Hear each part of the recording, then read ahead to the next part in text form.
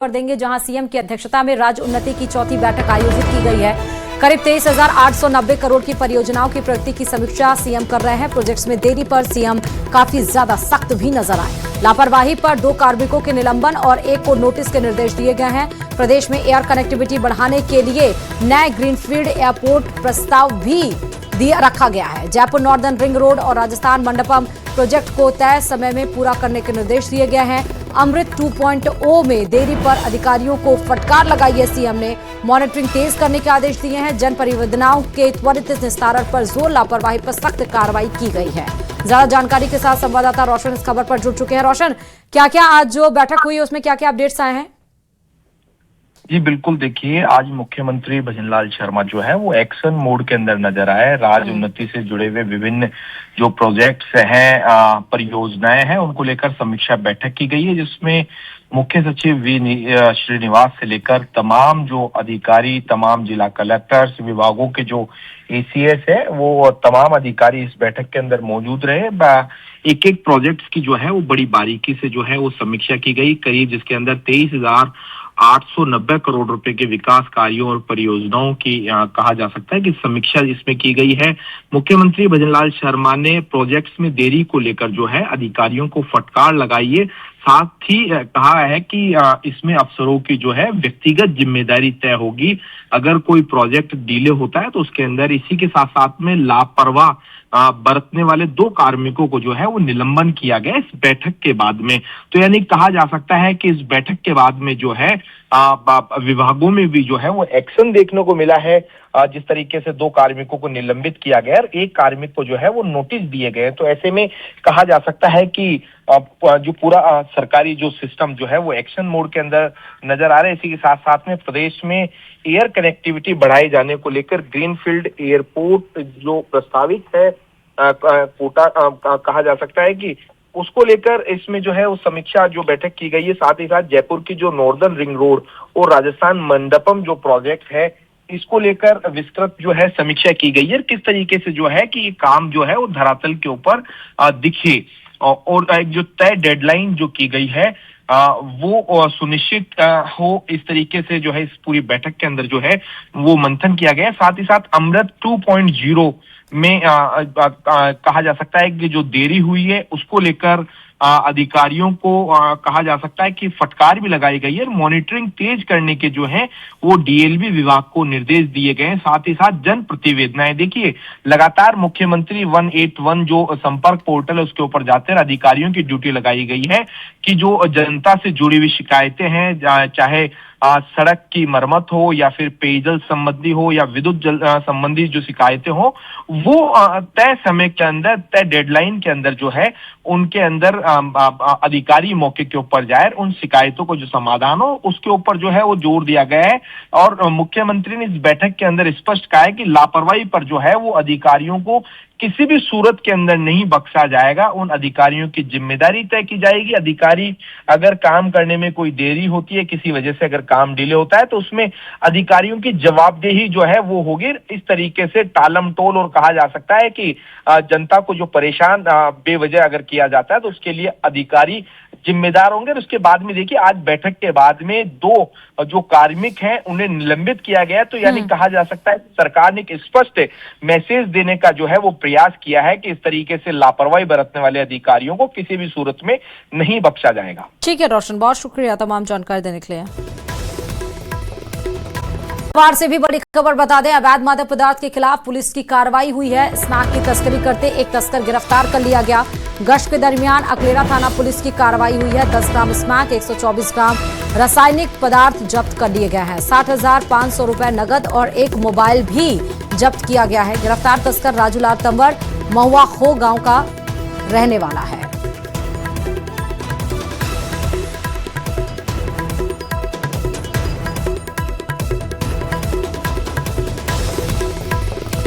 नीडवाना में लांडनू एसडीएम के खिलाफ कर्मचारियों का विरोध तेज हो गया है। संयुक्त कर्मचारी संघर्ष समिति के बैनर तले पेन डाउन हड़ताल शुरू कर दी गई है। कर्मचारियों ने अनिश्चितकालीन धरना देकर कार्य बहिष्कार किया है। एसडीएम मीनू वर्मा के निलंबन की मांग को लेकर आंदोलन जारी है। 4 कर्मचारियों को चार्जशीट देने पर विवाद गहरा गया है। कर्मचारियों ने कार्रवाई को द्वेषपूर्ण और मनमानी बताया। हड़ताल के चलते तहसील और उपखंड कार्यालयों का काम प्रभावित हो गया है। मैंने उनसे ये कहा कि अब मेरे हाथ सभी एसडीएम साहब लाडनू मीनू वर्मा जिन्होंने हमारे 4 कर्मचारियों के खिलाफ 17 सीसी की चार्जशीट दी है। एसडीएम मैडम ने यह कार्रवाई बैक डेट में 18 और 19 तारीख को दी है और उसको डिस्पैच किया 17 तारीख में। और सरकार द्वारा राजकाज पोर्टल पे ई फाइल के माध्यम से समस्त राजकीय कार्य करने के निर्देश दिए गए हैं, परंतु एक चार्जशीट संस्थापन की फाइल उन्होंने ऑफलाइन साइन करवाई है। ये मामला उपखंड अधिकारी मीनू वर्मा के माध्यम से यहाँ पर आज सभी जो हमारे 4 साथियों को 17 सीसी चार्जशीट दी गई थी, उस मामले में न्यायपूर्ण तरीके से हम हमारी मांग रख रहे हैं।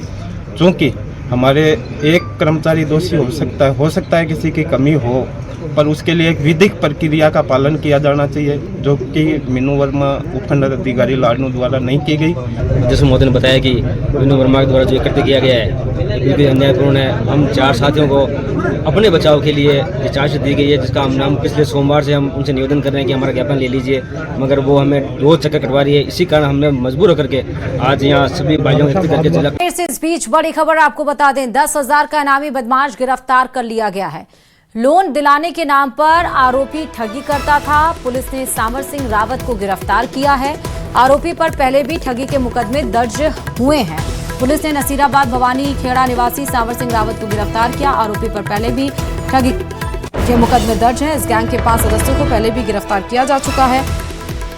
28 फरवरी 2024 को उप निरीक्षक रामस्वरूप ने मुकदमा दर्ज कराया था। पुलिस ने आरोपी सांवर को न्यायालय में पेश कर 2 दिन की रिमांड पर लिया है।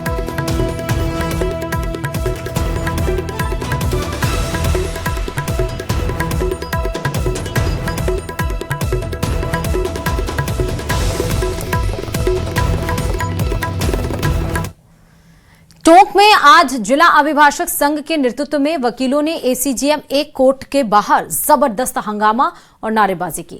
अभिभाषक संघ के जिलाध्यक्ष ने आरोप लगाते हुए कहा कि एसीजीएम कोर्ट 1 के फैसले वकीलों के खिलाफ और भूमाफियाओं रसूखदारों के फेवर में किए जा रहे हैं। मामले को लेकर जिला अभिभाषक संघ ने एसीजीएम 1 के ट्रांसफर नहीं होने तक उनके कोर्ट के कार्यों का पूरी तरह से बहिष्कार कर दिया। साथ ही मामले को लेकर अभिभाषक संघ ने जिला और सेशन न्यायाधीश से उनके चैम्बर में मुलाकात कर मामले में कार्रवाई की मांग को लेकर पत्र भी सौंप दिया।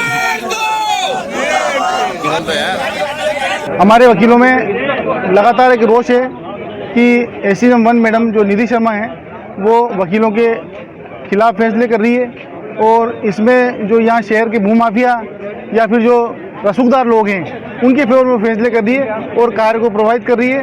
उनका जो स्टाफ है वो भी खुलेआम पैसे ले रहा है। इससे वकीलों में रोष है। न्याय अपने आप में गरिमा का सब्जेक्ट है। पूरे शहर के अंदर जो एसीजीएम साहिबा हैं इनको लेके अफवाहें गर्म हैं कि यहाँ के भूमाफियाओं से इनके संपर्क हो गए और ये वकीलों ने पहले भी इनकी शिकायत करी थी दूसरे महीने में, जब भी कोई ध्यान नहीं दिया। आज ही जाकर इनका जो बिहेव है वो राजशाही लगता है। कहीं से कहीं भी जो न्याय की गरिमा है उसको कम कर रही है मैडम। वकीलों में इस बात का भी रोष है। पूरे शहर में लोग वकीलों को, जजों को बड़े इज्जत से देखते हैं। इन मैडम को लेके जो अफवाहें उड़ रही है और जो उनकी कार्यशैली है, ये सीट पे नहीं बैठती, 3-3, 4-4 महीने तक फैसले नहीं करती, उनका बिहेव ठीक नहीं है। इस बाबत आज इनके खबरों में आगे बढ़ेंगे, बताएंगे आपको बांसवाड़ा के प्रारंभिक शिक्षा विभाग के नोटिस को लेकर विवाद और गहरा गया। 17 अप्रैल को एडीओ से अभद्रता के मामले में विभाग ने 40 निजी स्कूलों को 22 अप्रैल के कारण बताओ नोटिस जारी किया है। दरअसल कारण बताओ नोटिस जारी किया था और इससे नाराज निजी स्कूल संचालक विभागीय कार्यालय पहुंचे, डीओ के समक्ष विरोध जताया और सरकारी शिक्षण संस्थान संगठन के जिलाध्यक्ष तरुण त्रिवेदी ने कहा कि एक ही सूची में सभी स्कूलों को शामिल करना गलत है।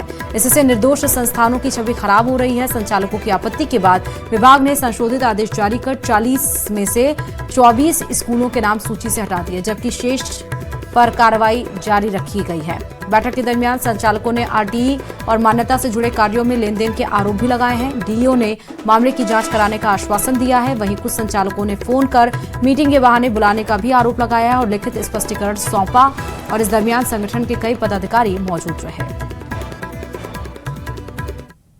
अध्यक्ष महोदय और पदाधिकारी आए थे आज, और कुछ निजी विद्यालय के संचालक भी थे। तो उनमें से जो नोटिस में 40 में से जो विद्यालय उपस्थित नहीं थे 17 तारीख के घटनाक्रम में, उनको हमने उनके आदेश प्रत्यारित कर लिए हैं और कुछ स्कूलों ने हमको माफीनामा और स्पष्टीकरण दिया है, तो उनका नाम भी हमने प्रत्यारित कर लिया गया। अलवर के लक्ष्मणगढ़ में 22 अप्रैल को हुई 8 लाख की लूट का पुलिस ने खुलासा कर दिया है। लूट का मास्टरमाइंड परिवादी का ही खास दोस्त निकला। मुख्य आरोपी साहून मेव को पुलिस ने गिरफ्तार कर लिया। जमीन रजिस्ट्री के बहाने पीड़ित को बौड़ादामेव ले जाया जा रहा था और इसी दरमियान योजना बनाकर बिना नंबर की बाइक से लूट की गई है। पुलिस ने दूसरे आरोपी के घर से लूटी गई रकम भी बरामद की। लक्ष्मणगढ़ पुलिस स्टेशन पे एक हमें लूट की सूचना प्राप्त हुई, जिसमें कि जसराम गुजर नाम के परिवादी ने ये सूचना में दी कि उसके साथ एक लूट की घटना हुई है और लगभग 8 लाख रुपए की लूट की घटना थी, जिसमें जसराम गुजर कोई सौदा ज़मीन का करने जा रहा था और उसी सौदे के दौरान जो रकम लेके जा रहा था, वो रकम की जो है पूरी लूट की घटना हुई थी। उस घटना को त्वरित कार्रवाई करते हुए हमने मुख्य मुलजिम को गिरफ्तार कर लिया। अलवर के दिल्ली मुंबई हाईवे पर भीषण सड़क हादसा हुआ। परताकाबाज के पास पिकअप ने ट्रेलर को पीछे से टक्कर मार दी। हादसे में पिकअप चालक भागचंद गंभीर रूप से घायल हो गया। टक्कर इतनी जोरदार थी कि चालक को गंभीर चोटें आई हैं। सूचना मिलते ही एनएचएआई की एम्बुलेंस मौके पर पहुंची और उसके बाद दिखाया गया। चलिए, अजमेर के रूपनगढ़ रामसर निटूटी गांव में पटवारी पर फसल खराबे की राशि में हेराफेरी का आरोप लगा है। नाराज किसानों ने कलेक्टर को ज्ञापन सौंपा। किसानों ने आरोप लगाया कि जिन किसानों को मुआवजा राशि जारी की जानी थी, उन्हें अब तक मुआवजा राशि नहीं दी गई और मिलीभगत कर पटवारी अपने स्तर पर ही काम कर रहा है। किसानों का कहना है कि पिछले दिनों हुई अतिवृष्टि और ओलावृष्टि के कारण सरकार की ओर से मुआवजा राशि जारी की गई है। इससे मुआवजा राशि में रामसर गांव के कई ठाणियों में भी मुआवजा राशि दी गई। इसमें पटवारी ने बहुत बड़ा घपला किया है। इसमें हमने अभी जो मुआवजा राशि 30 मार्च को आई थी, उसमें 266 जनों के मुआवजा राशि आई थी हमारे पटवारी हल्का निटूटी में। उनमें से 93 आदमियों को फर्जी पैसे आए हैं, जिनके न तो कोई ज़मीन है, न उनके पास कुछ और नाबालिग बच्चे हैं। एक घर में से 8-10 जनों के पैसे आ गए और जो रियल्टी किसान